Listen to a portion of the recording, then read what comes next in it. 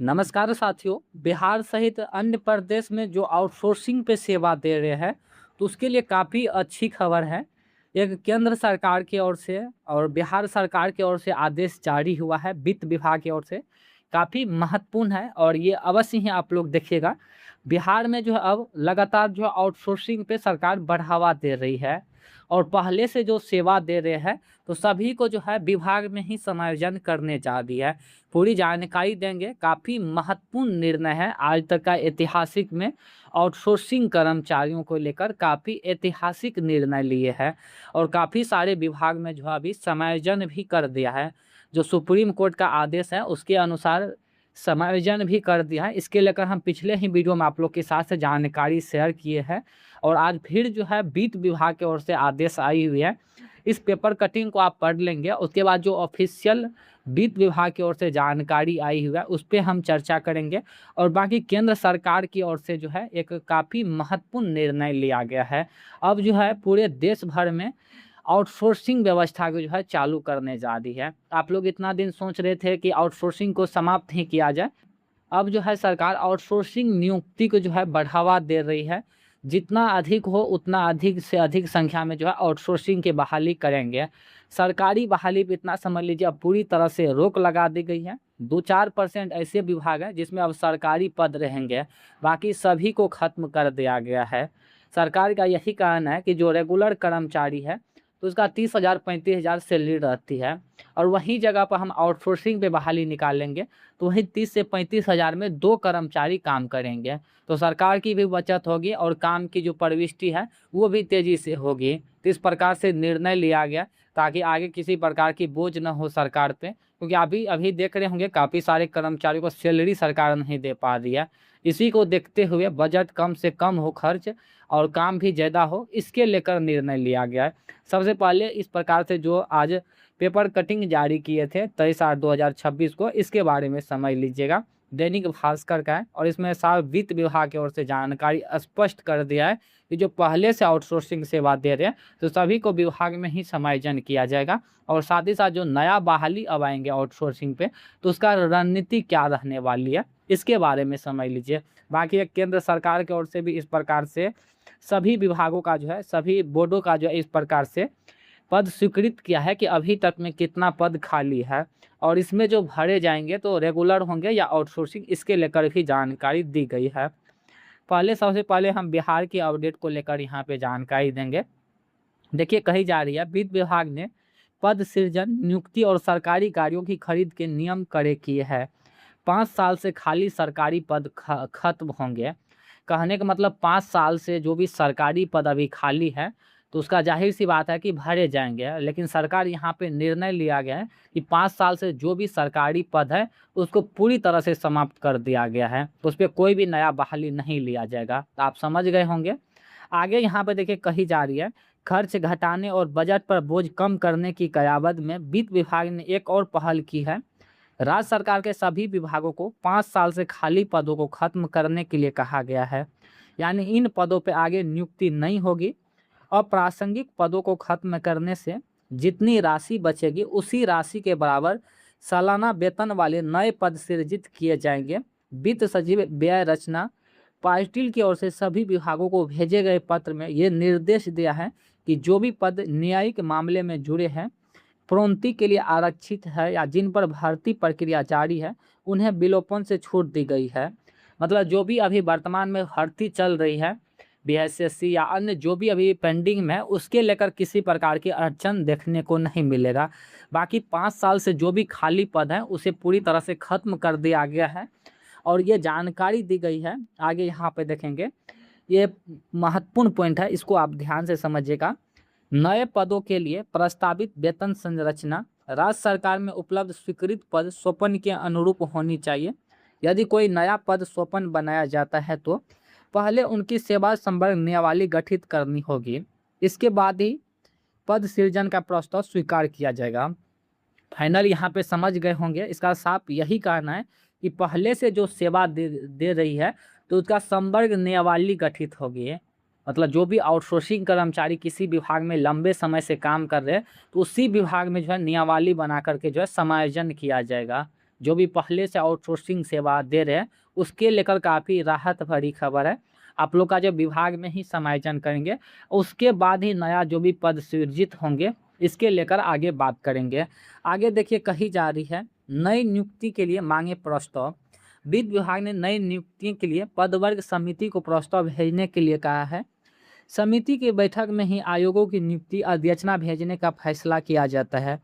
यहाँ पे एक चीज़ हम क्लियर करना चाहेंगे, जो जानकारी दी गई है, नए पदों के लिए प्रस्तावित वेतन संरचना राज्य सरकार में उपलब्ध स्वीकृत पद सोपन के अनुरूप होनी चाहिए।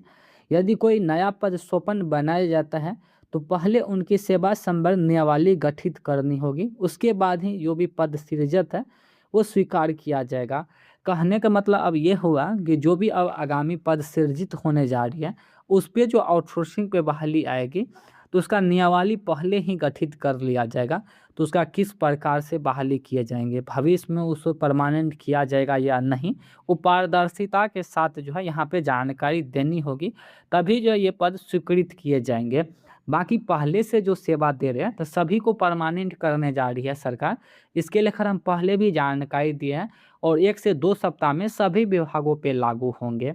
अभी जो एलआरसी डिपार्टमेंट में सेवा दे रहे हैं आउटसोर्सिंग पे, तो सभी को उसी विभाग में समायोजन कर दिया है सुप्रीम कोर्ट के अनुसार। आप पिछले वीडियो को नहीं देखे तो जाकर अवश्य ही देख लीजिएगा। बाकी आगे क्या कुछ कर दिया देखिए।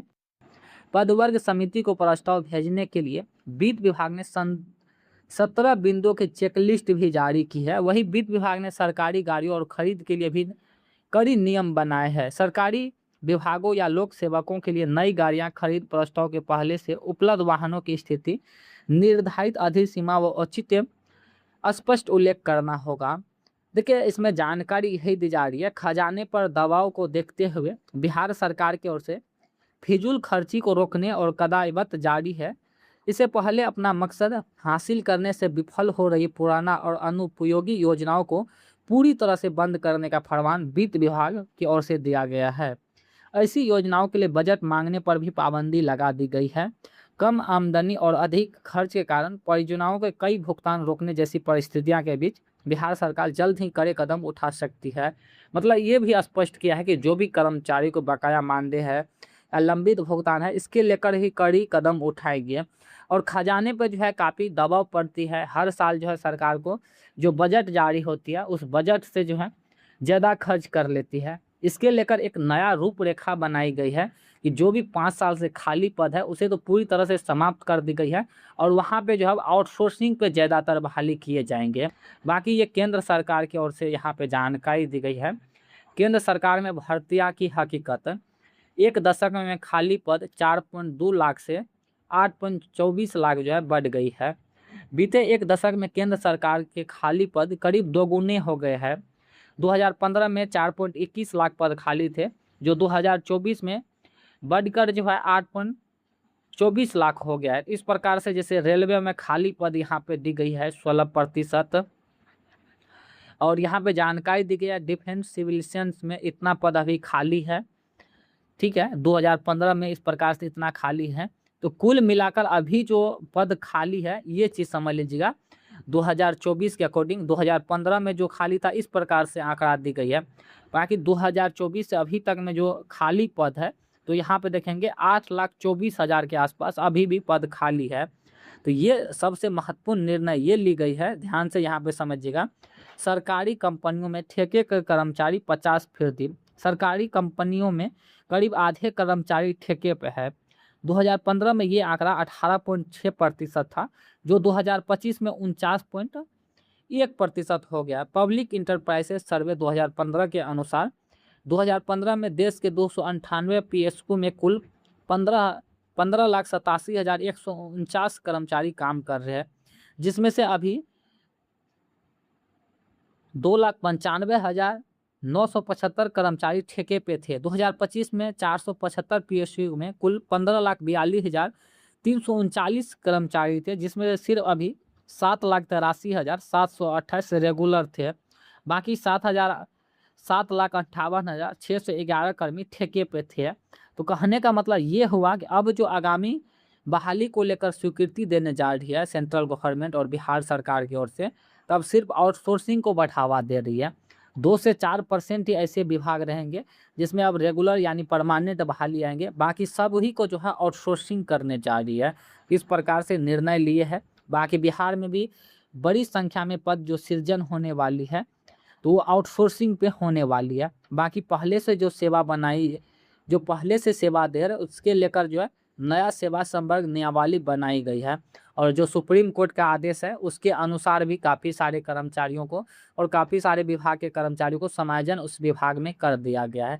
तो आप निश्चिंत रहें, बहुत जल्द जो है बड़ी संख्या में अब बहाली आने वाली है। आउटसोर्सिंग पे सभी विभागों से पद जो सृजित होंगे तो आउटसोर्सिंग पे बहाली किए जाएंगे। इससे सरकार की बजट पर भी कम खर्च देखने को मिलेगा और काम भी काफ़ी तेज़ी से होगी। इस प्रकार से निर्णय लिया गया है।